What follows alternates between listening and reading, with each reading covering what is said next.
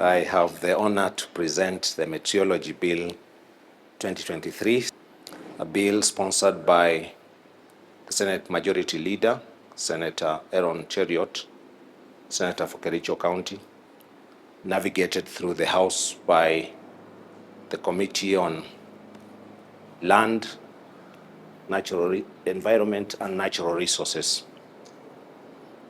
The bill, having been passed by both houses in the same form, is referred to Your Excellency for assent by the Speaker of the House in which the bill originated, being the Senate. The principal object of the bill is to establish a legislative framework for the regulation, coordination and monitoring of meteorological services in the Republic. The bill will enable the Republic to comply with her international obligations in relation to meteorology, particularly the Chicago Convention, which requires states to designate an authority for purposes of regulation of meteorology. This enables the regulation of aeronautical services worldwide.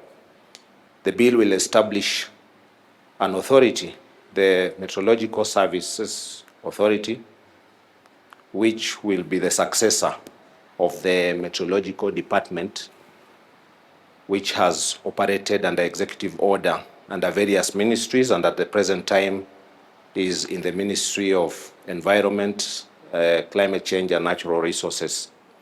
This gives it it becomes a body corporate that it will be better enabled to implement all the policies of government in relation to meteorology. Because the authority is a body corporate, it is now able to regulate those services, and including commercializing them. So it will be responsible for both meteorological services for public, as a public good, and also as a private service. Your Excellency, upon enactment, there are transitional provisions that enable the authority to take over what was the meteorological department, with the option that staff serving in the department are able to transition to the authority or to be redeployed in the civil service if they choose within 1 year. Your Excellency, the second bill is a coffee bill, which was originally a bill that started in the year 2023. Your Excellency, the journey of this bill started in the Senate. The bill was introduced in the Senate as a majority party bill, and it was passed in the Senate in the year 2024. It came to the National Assembly towards the end of that year. It went through the motions in the National Assembly. The National Assembly passed it with amendments, sent it to the Senate. The Senate passed most of the National Assembly's amendments, disagreed on some, committing the bill to a mediation process. The Speakers of Houses of Parliament appointed a mediation committee to mediate on the bill. The bill was finally passed. The mediated version of the bill was finally passed by both houses, Your Excellency, at the beginning of this year. This bill, Your Excellency, is intended to revolutionize the coffee industry and take it to a place better than where it is currently. The bill removes the function of promotion, production, development, and marketing of coffee from the Agriculture and Food Authority to the new entity, the Coffee Board. The bill, Your Excellency, also reestablishes the Coffee Research Foundation, whose function is currently being undertaken by an institute under Carlo. Gives certain functions also to the Training Institute, including the promotion of coffee in Kenya and outside Kenya. Those functions from the Act. It also has provisions which also amends the Carlo Act. The idea is to remove some of those functions from AFA so that the growth of tea sector, the coffee sector, the sugar sector, which are currently consolidated together with others in the AFA, can be done by separate entities, Your Excellency. Your Excellency, sir, With your kind permission, I now invite the clerk of the Senate will follow.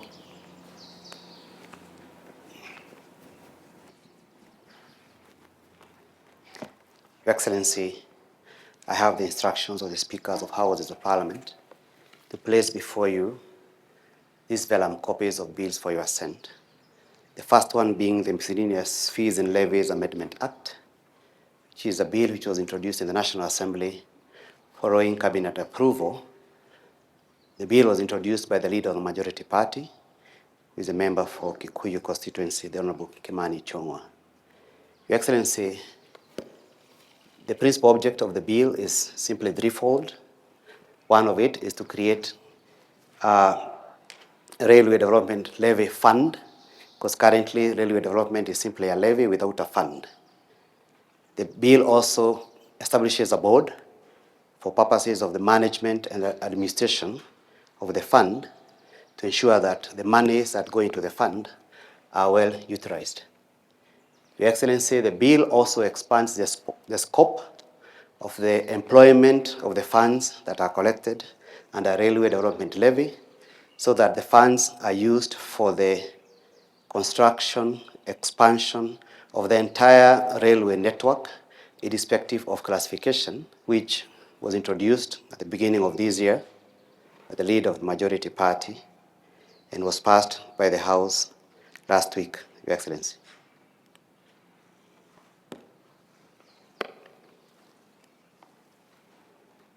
The bill will also assist in mobilizing necessary capital for purposes of the construction of the railway transport in the Republic of Kenya, irrespective of classification. The bill allows the Cabinet Secretary for the National Treasury to come up with the regulations under Section 24 of the PFM Act to actualize provisions of the new Act. Your Excellency, sir, I now invite you to hand over the copies of the Act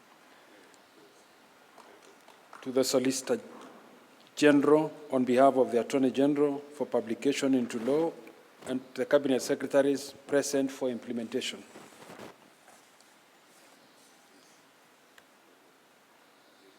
Your Excellency, may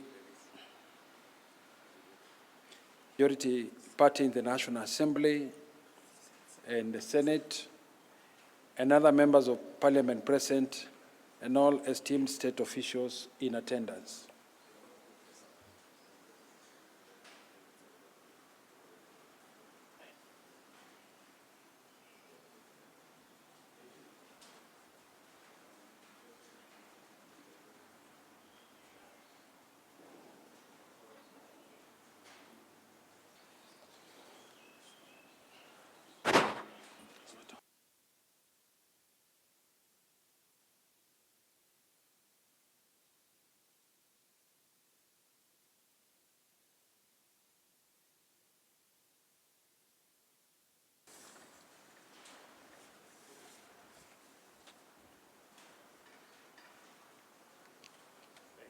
Your Excellency, sir, permit me now to